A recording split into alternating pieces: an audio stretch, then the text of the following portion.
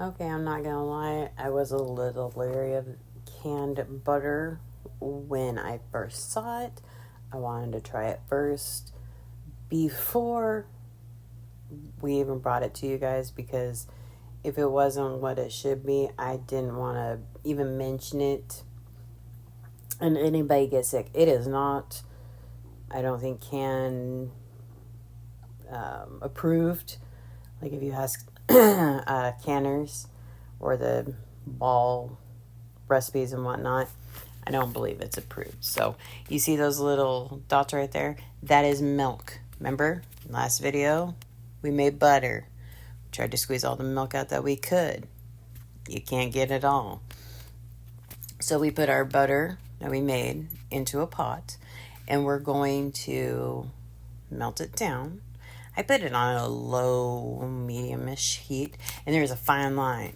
There's a fine line here that you got to kind of walk where you're trying to get as much of the milk out as possible without turning it into ghee. So you're not trying to drop the milk solids, but you're trying to get the liquid out. And then, of course, my niece was bugging the hell out of me to help her with her watermelon while that was melting. So, hey, if you don't have a watermelon scooper, you can do this. I was trying to show her how to do it because they were trying to find the watermelon scooper. But anyways, you want to get your jars sanitized. You can keep them in the oven, keep them warm. And then my lids are in that little pot back there on a low, almost boil. So, you see that foam that's on top? I'm trying to get rid of that. As much of that as possible. That is fat solids and the liquid. So, there we are. We're about as good as we're going to get. I need funnels because I always spill it. Always. It's awful.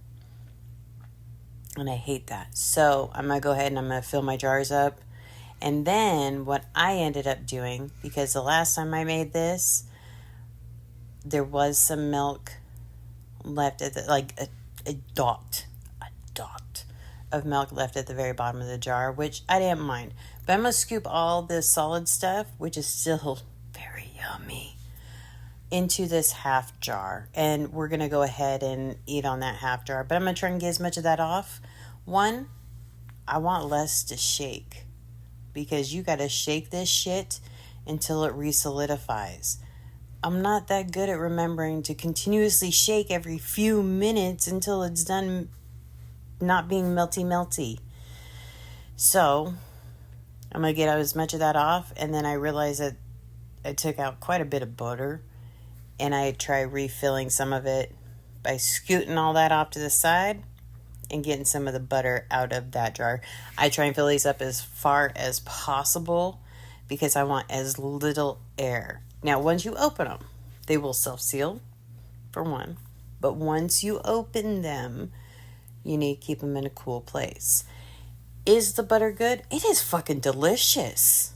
It is the best tasting butter. Remember to wipe your rims. Wipe your rims. You want clean rims. But it is the best tasting butter. It can be a little grainy. But, the flavor profile is just, num-nums. So good. So you're going to put your hot lids on there.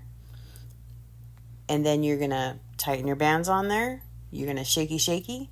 And yeah, I did it on that one too. And it did seal. And we actually have been using that one. My sissy is in love with it. She's never had canned butter. And I was like, you got to taste this. And she's like, it's kind of grainy. I said, yes, but the flavor. She's like, it's fucking bomb. Okay, then. So you shaky, get that stuff. I didn't want as much of that stuff on the bottom as last time because I don't remember to shake and I didn't want it separated.